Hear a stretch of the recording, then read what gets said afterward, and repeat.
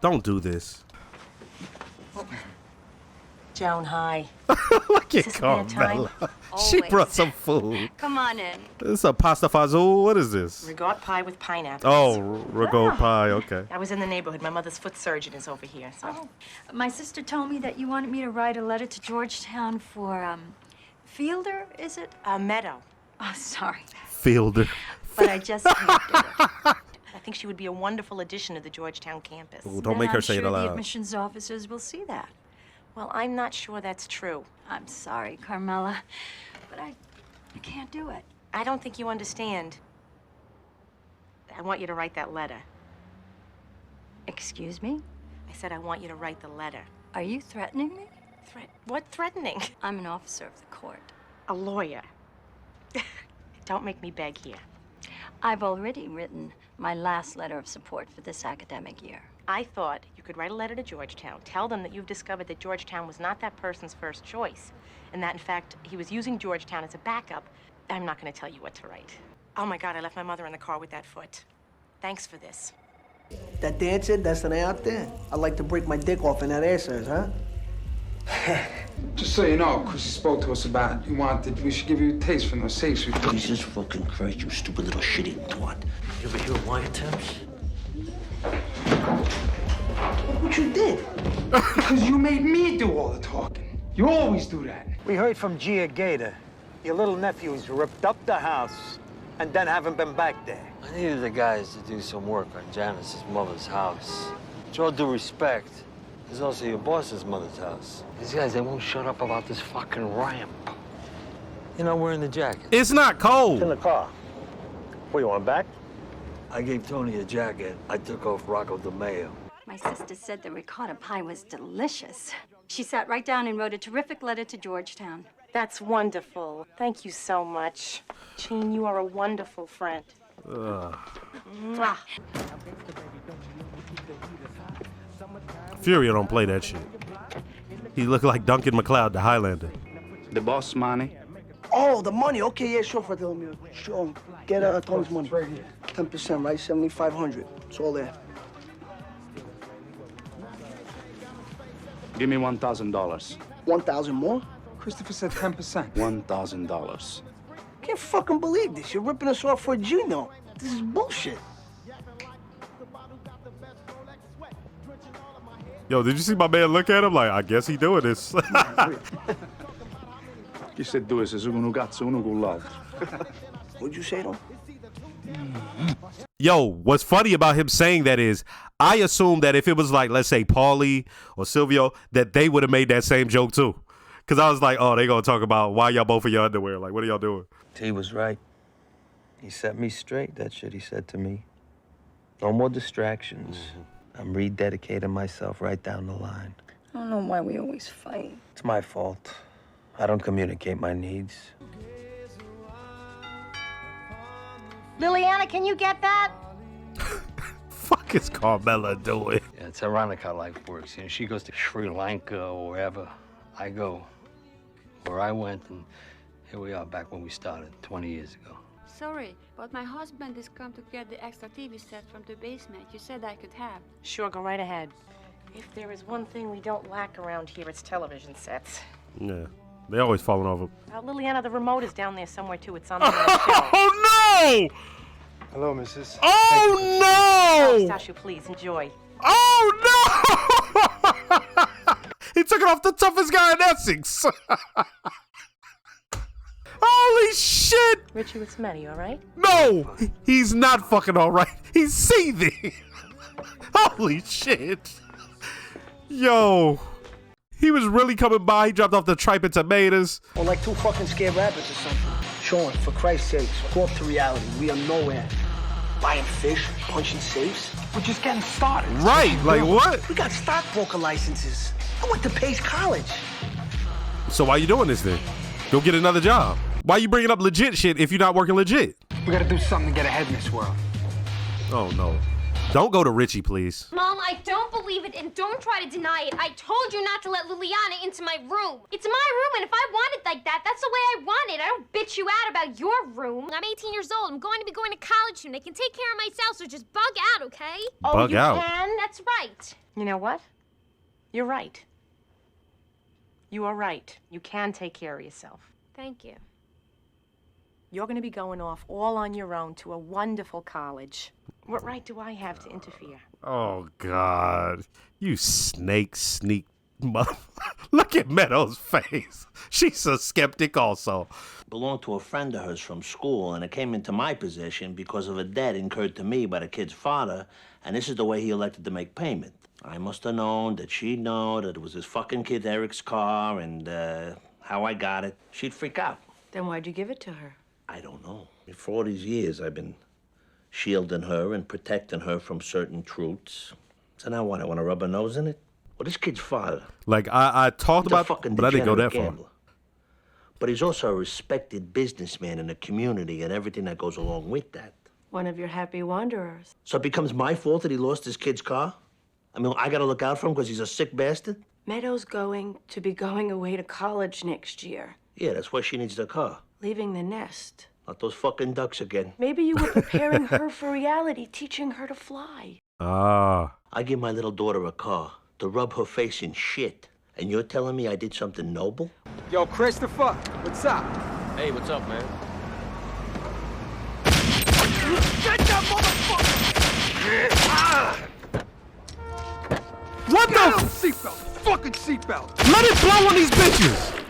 Yes! Yeah, fuck that pussy. Look at these stupid motherfuckers.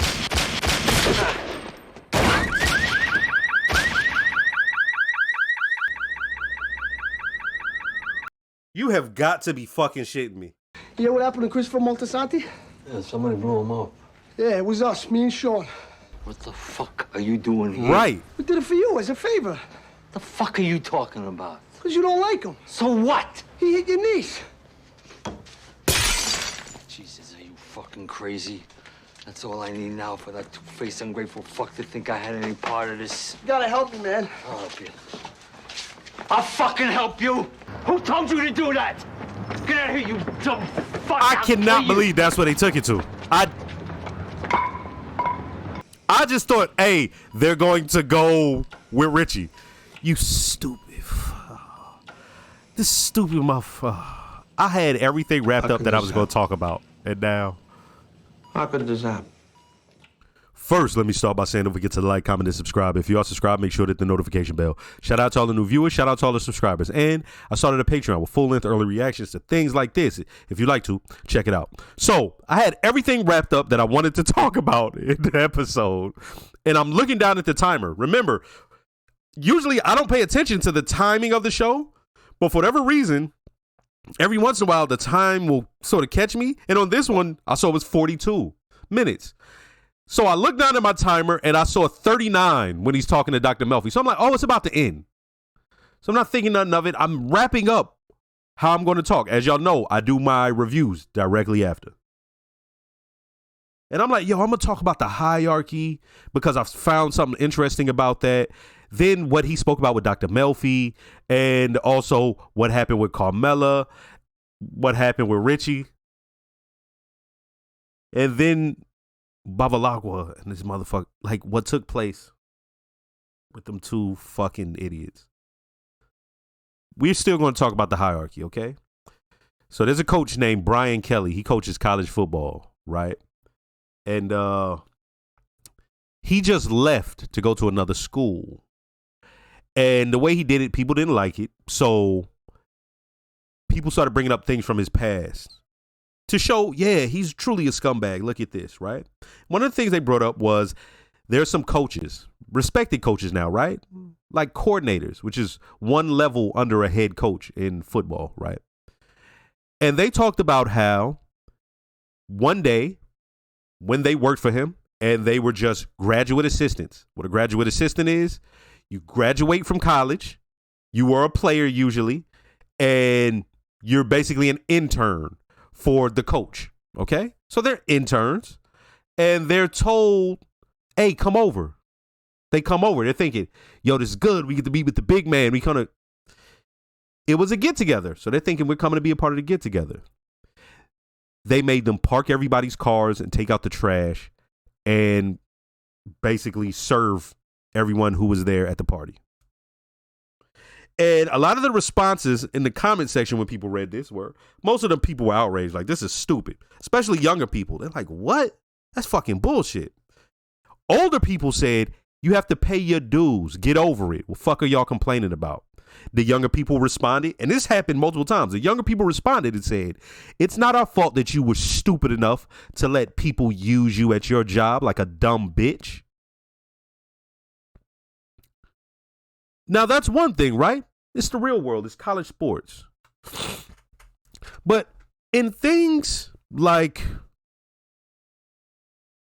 the military, fire department, police force, federal agencies, the reason we do it that way and we have people move up the ranks is because it's not just about what you know. It's about the culture that you are a part of. There are little intricacies that go into it. There are customs and courtesies and things of that nature that you're required to learn. And each level that you move up, there's more that you need to know in order to help people. And as you go up, you may learn to delegate. As you go up, you may learn to master more of what you do. And so I'm looking at these two young guys. This is going to sound crazy. They're in a job that requires that. They're not no football coaches, right? They're not no interns at some radio station where they make you go and get coffee for everybody, for the guests and shit like that who are coming up there. They're gangsters. Because of the culture that is required, we got to know that you can stand tall. We got to know that you're not a fucking idiot. We got to put you through the paces. We got to kick the tires. We have to ensure that when shit goes down, we can count on you. And you can be counted on. And it's a way for you to understand, as they say, this thing of ours. To know this thing of ours, to be a part of it. Right? It's not something that's just outside of you. You become a part of it. And because it's not something you're just born into, there's initiation that goes into it, but also you have to go through the paces to pick up on things. So these two idiots, the two young ones under Chris, the nerve of them, right? Look at what everybody else had to put in. But it's not just that. It's that, hey, dumbass, you want all the glory right now? You can go be a fucking stick-up kid. You could go rob the card game that he was doing. You can get that glory. Go rob some card games. Go do that. You can go do all this shit on your own. Now you ain't gonna be part of no family. You're not gonna have connections. You're not gonna have protection. You're not gonna be able to move up and be well respected in that life. When you go inside, you're not gonna have that protection inside. So you do what you need to do within that organization based on the bigger picture. Because we saw Chris asking these same things, but Chris still went through everything he went through. But what this show is attempting to show is that as time passes by, things are changing more and more. And they're doing it not just on, and this is how they do everything on the show, not just in the mob side, they do that on the family side. Because if you look at Anthony Jr. and Meadow, they like super white. And I mean that as the culture, right? When you start saying that in the U.S., people get all weird. Like, oh, you talking about race? I'm talking about like, you know, Americana and all that horse shit. Like, look at how they are. Look at what they are. Their family is not that. Like, look at the mom and Tony's mom and father. Look how they were. Then look at Tony, and then look at Meadow and Anthony Jr. They're not like that, right? And they're getting further and further away from the immigrants that their families were, right? You feel me? That Uncle Junior and Tony's father's father was. Like, they're further and further away from that. But you're seeing this happen with the mob shit. They're getting further and further away. Chris had his reservations, but he still put in work and did what he had to do, right? Even if he was questioning it, you see, there was hesitancy there. With these motherfuckers, they just got there. We've seen them for a few episodes, and even on the show, they only been there for a few months. And we got to do this, we got to do that. And they're stupid. Now, remember what I said needed to happen for you to become a part of that thing of ours, as they say. What needs to happen? You got to put in work. You got to be seen, right? This is not a gang. You don't get jumped in and then get to prove, right? Like, this is not some teenagers. This is the mob. Or like a motorcycle club. When you a prospect, you got to put in work. The reason is because we got to see if there's flaws in you. So it was a good thing these guys don't get moved up fast, right? We see how stupid these motherfuckers are, right? So when we see these stupid motherfuckers doing what they're doing, it's like, yo, what the fuck is... They just shot Chris and did it in such a stupid ass way. This motherfucker couldn't even get the seatbelt off, got popped. And the shootout is hilarious because it's so awkward that when you see it in your mind's going, oh, that's not realistic. But it is way more realistic than most shootouts they show, right? Most shootouts are not. It's not somebody, you know, motherfucker. It's not somebody just banging out and, standing tall. It's not Denzel Washington in the middle of a street banging out. That's not how it go. It's mayhem all over the place. Motherfuckers shooting however they falling. Motherfuckers getting hit, not even on purpose. They was just letting it fly, and somebody ended up getting hit, right? And so that's why it's funny, because it looks so awkward, but that's how it would go when two dickheads would do something like that. They're fucking dickheads. Then we got Chris who got hit, and Tony is sitting there like, how the fuck did this happen? This stupid motherfucker went to Richie like, yeah, I did this. I did this for you. You see, remember, I'm like, oh, they gonna go to Richie. I'm thinking that's it, which is already would have been bad enough. But to kill a motherfucker, they bring that to Richie's door. As he said, that motherfucker said, you gonna have this two-faced backstabbing motherfucker mad at me? You gonna put me in that shit? Fuck you. Get the fuck out of here. It'd be bad if anybody even saw them over there, right? Now let's get to Richie. Richie gave that man a coat. Richie is trying his best, because I'm looking at him like he's a snake. He's a slick. But he's still respecting the mob. So he trying to smooth things over with Tony. He gave him a jacket. Hey, I know you wanted it when you were a kid and all that. And Tony is looking at it like, what the fuck? And then you see Uncle Junior looking like, like, what the fuck is going on here? And so when Richie comes over, I'm like, what's going on with this scene? Like, they're talking, and I'm thinking they're going to get more into the Janice thing. And when that woman, the cleaning lady's husband, walks by with the jacket, I lost my shit, because I'm like, are you fucking kidding me? Are you fucking kidding me? Are you kidding me? Wait, what? Like, Tony, you, because I'm like, Tony could just throw it away. He didn't even want that in his house, because he don't respect Rich. Like, he don't fuck with him, and I understand that. As y'all saw before, I'm like, man, this motherfucker, fuck him and Janice, right? That's gonna be funny to see where that goes, because I wonder if they're gonna think he had anything to do with it. Which would suck, because they already had their tensions, but it's like, damn, he didn't. And then you go into the thing of Tony wanting him to build the ramp. Now, let's go into our original thing I wanted to talk about, hierarchy. I found it interesting that Paulie and Silvio get to go and tell him what Tony wants. They're over him, but they're not a higher rank than him. He's a captain, but they work for Tony, who's the boss. But when Tony tells them to delegate, Richie has to eat that shit. So he could throw a tantrum and all that shit and do the bullshit that he did where he had them start and then bring them back and be like, oh, they got to work it at your boss's mother's house, right, as he said. And that's like interesting, because we're going to, as I said, we got to see how this plays out. Because I thought it was going to go one way, but now I'm not so sure. Chris, he was back on the job. He's back focused on the mob shit. And then he wanted to get married to his girl. because he's trying to smooth over everything in his life. It's not so much that he even wants either of them things, but he's just trying to smooth over shit and sort of quiet everything around him. So he gave her a ring and did all that. And so for him to get shot when things were going smoothly for him is like, damn. Yo, I didn't like how Tony and fucking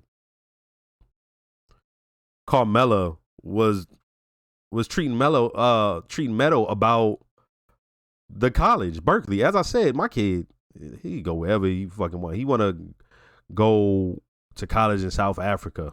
I'm fine with that, right? Like, you feel me? Like, and what I mean by that is I love him and I'm gonna miss him, but he has to be a human being. Forget the purpose of them being your child is that you get them to the status where they can be a human being that can embark on this plane of existence and seek what is truly theirs. And what is theirs?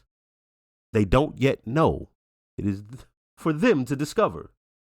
And so, me saying all that, I did not like what Carmela and Tony were doing, because I'm like, man, let that girl go to Berkeley. And then I don't give a fuck you want to be closer. I don't give a fuck. And then be like, or Notre Dame. Fuck Notre Dame. Go Bucks. Nigga, fuck Notre Dame. Ain't nobody trying to hear all that, Carmela. The Georgetown. Motherfuck Georgetown. Like, ain't nobody trying to hear all that. Let her go. Why did I just turn up on Notre Dame and Georgetown? But seriously, I didn't like that. And then at least Carmela did. She thought about it. It was eating her up inside, because that was some hoe shit she did. And when I say hoe shit, that don't mean like whore. And then I just want to clean that up for anybody who don't get the lingo. The thing that Carmela did, as I said, I don't ever want to hear. Carmela could do all that shit, but she rides with Tony. Like, I don't even like her ever even insinuating that Tony's doing something wrong outside of the family. And the reason is because, well, worst come to worst, you love eating off of that. And you fucking, look, when presented with something she really wanted, look where she took it to. Mob style threat. Just a vague ass threat. She told that woman the letter to write about the young Dominican gentleman who was going to be going to Georgetown. So, Carmela, fuck out of here. And then Tony, don't be shitting on Berkeley like that. Let that girl go live it up. That's his worst nightmare. You know that's what it is. But it's like, man, no matter what, that's going to happen. You know, like, grow up. I'm saying that because I ain't got no daughter. If I had a daughter, I'd be like, no. You stay right here. I need to be able to drive there. Let's see. God damn, 15 minutes. What else is there? There was something else, right? There was something else. Dr. Melfi and Tony.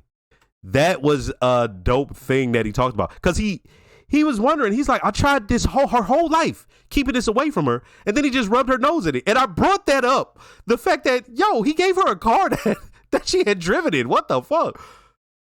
And he even was trying to figure out, why would I rub her nose in it? Like, why would I do that? And for her to bring up, like, you're trying to prepare her by showing her the unfiltered, unadulterated truth of what this is. And I was like, oh. And then he was like, oh, don't say it, right? Because, she's leaving the nest. Interesting. That's interesting. Because I wondered, like, damn, why would he just straight up do that? But yeah, it's his little way of showing that. And him, now that I'm thinking about it, him not wanting her to go to Berkeley, it's part of that.